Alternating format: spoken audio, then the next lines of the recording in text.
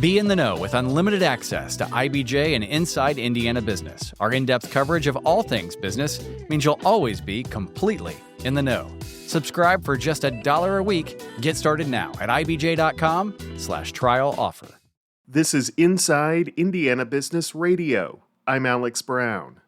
Portage Mayor Austin Bonta will hold a press conference today to detail his plan for a proposed site for a future Chicago Bears stadium. The site, dubbed Hallis Harbor, would be located along the Burns Waterway on the city's north side, near the Indiana Toll Road. City officials are set to outline the vision for the proposed development, highlight the strategic advantages of the location near Lake Michigan, and outline the basics of the proposed funding mechanism for the project.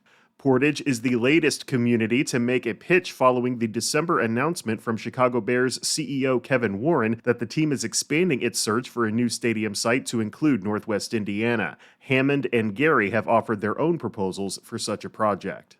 More than 2 million visitors spent nearly $190 million in Kosciusko County in 2024, according to a recently released tourism report. The Kosciusko County Convention and Visitors Bureau 2024 Tourism Economic Impact Report indicated a total impact of $95.8 million for the county. Visit South Bend Mishawaka has signed a contract renewal with New York-based Legends Global for the management of Century Center in downtown South Bend. The agency did not disclose financial terms of the 2-year agreement, which began January 1st, but said it includes an option for a 1-year extension.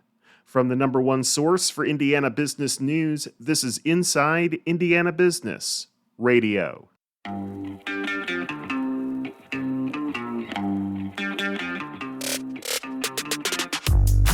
Hello and welcome to Inside Indiana Business. I'm Gary Dick, coming to you this week from Northwest Indiana, Jeffersonville, Muncie, South Bend, in downtown Evansville, Terre Haute, Fort Wayne, Richmond, from one of the state's key entrepreneurial and innovation hubs, 16 Tech. Inside Indiana Business, Indiana's business news leader.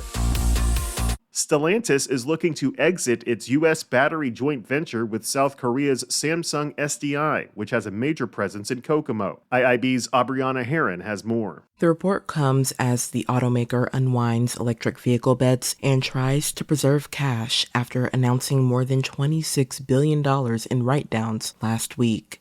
The owner of the Jeep and Ram brands has been exploring ways to divest from the venture, but no final decision has been made, and the situation could change, according to people familiar with the discussions, who asked not to be identified, commenting on sensitive matters. Stellantis could sell its stake to a third party, one of the people said.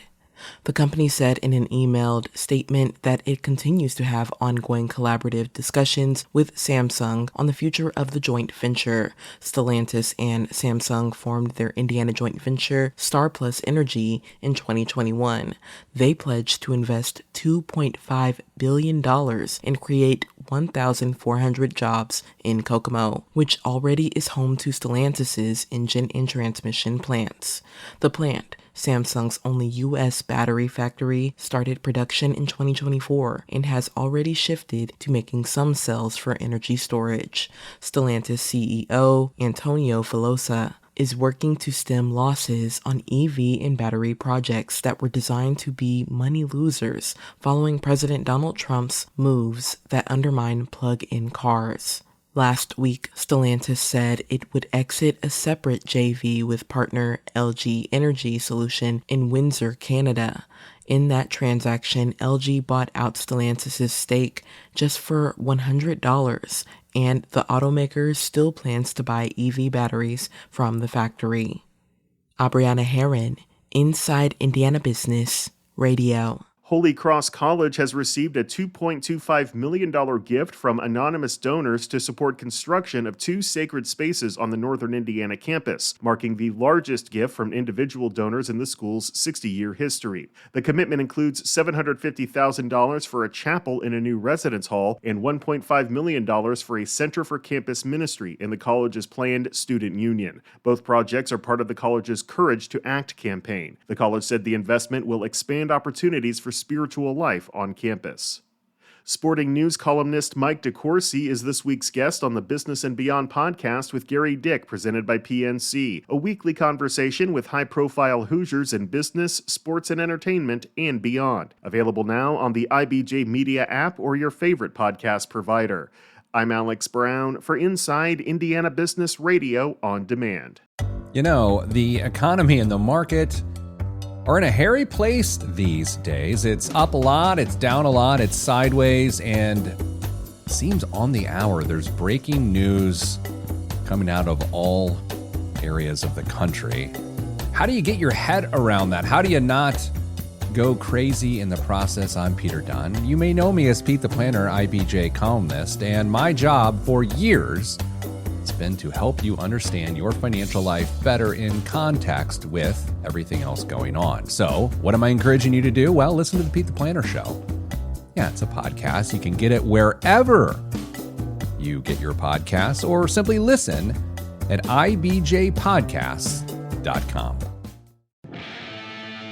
The IBJ Media Podcast Network is the soundtrack of a growing state. Indiana is on the move, and you can hear it happening on the IBJ Media Podcast Network. We bring you the voices at the center of our economy, our courts, our companies, and our communities. Subscribe now and be part of the conversation that's building Indiana's future.